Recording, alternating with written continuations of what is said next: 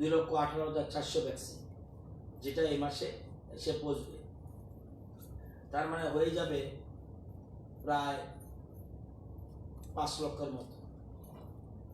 তো এর মধ্যে কালকে থেকে শুরু হবে আবার আগরতলা শহরে বিভিন্ন ক্লাবে, আবার কালকে থেকে শুরু হচ্ছে। এটা ক্লাব ফোরাম বিশেষ উদ্যোগ নিয়েছে। এটা একটা ভালো উদ্যোগ, এবং ইয়াং জেনারেশন যারা ক্লাব কর্তৃপক্ষ যারা আছে তারা খুব স্বতঃস্ফূর্তভাবে সবাইকে ইনভলভ করছে এবং ভালোভাবে ভ্যাকসিন দেওয়া হচ্ছে, এবং এটা সুন্দরভাবে দেওয়া হচ্ছে। কালকেও আবার হবে, পরশু হবে। আমি যতটুকু জানি 2 দিনের প্রোগ্রাম ক্লাব ফোরাম নিয়েছে, এবং এটা স্বাস্থ্য দপ্তর অনুমতি দিয়েছে অলরেডি। তাদের ভ্যাকসিন কালকে এবং পরশু দেওয়া হবে। এমনি তো ভ্যাকসিন অন্যান্য জায়গায় চলছে, সারা রাজ্যেই চলছে।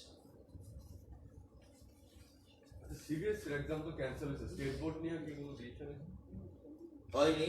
আমরা আলোচনা করছি। হয়নি কারণ এদিকে সিবিএসই ক্যান্সেল করেছে। তাদের প্রিবোর্ড অনেক থাকে, তাদের নম্বর থাকে, যারা যেটার উপরে ডিপেন্ড করে মূল্যায়ন করা যায়। আবার ওয়েস্ট বেঙ্গল তারা পরীক্ষার সূচি ঘোষণা করেছে, মাধ্যমিক উচ্চ মাধ্যমিক দুইটাই ঘোষণা করেছে। আসাম পরীক্ষা নিচ্ছে। এই কতগুলি বিষয় নিয়ে আমরা একটু ওয়েট করছি। আর এখনো কোভিড পরিস্থিতি একদম নির্মূল হয়ে যায়নি, উঠানামা করছে। সেই জন্য আমরা 10 তারিখে আবার বসবো।